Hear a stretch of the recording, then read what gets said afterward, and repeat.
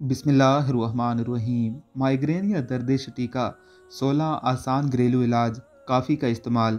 अगर एक कप काफ़ी पी ली जाए तो ये सबसे सस्ता इलाज है। काफ़ी खून की शरेयानों को दबाती है, जिससे दर्द की शिद्दत में कमी वाक़या होती है। काफ़ी के इस्तेमाल से कंधों, गर्दन, कमर, सर और चेहरे के पट्टों को भी सुकून मिलता है।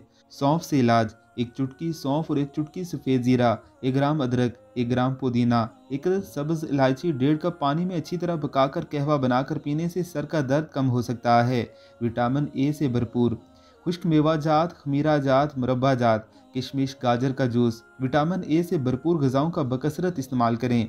मौसमी सब्ज़ी खाएं। मौसमी सब्ज़ियां कच्ची और पकी हुई दोनों तरह की ज़्यादा से ज़्यादा इस्तेमाल करें। फलों का इस्तेमाल। फल को लाजमी रोज़मर्रा खुराक का हिस्सा बनाएं। नींद पूरी करें। नींद हमेशा पूरी लें। बिलावजह बेसुकूनी से बचने की कोशिश करें। भूखा ना रहें। रमज़ान के पहले रोज़े के दौरान भूखा रहने की आदत ना होने की वजह से माइग्रेन का हमला हो सकता है।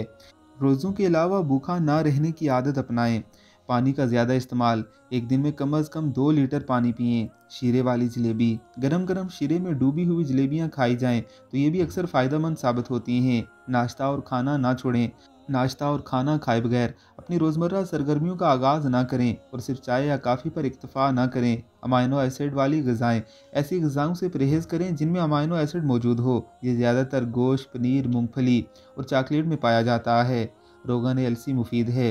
रोगन अलसी में ज़रूरी फैटी एसिड की मिकदार ज़्यादा होती है। दिन में 1-2 चम्मच इस किस्म के दर्द के लिए मुफीद रहता है।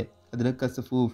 अदरक सर के दर्द की इब्तिदा ही में अगर 1 से 2 ग्राम अदरक का सफ़ूफ ले लिया जाए या छोटा टुकड़ा चबा लिया जाए तो दर्द में शिद्दत नहीं आती। अदरक आमतौर पर जिस्म के किसी भी हिस्से से दर्द ख़त्म करने में मददगार समझी जाती है।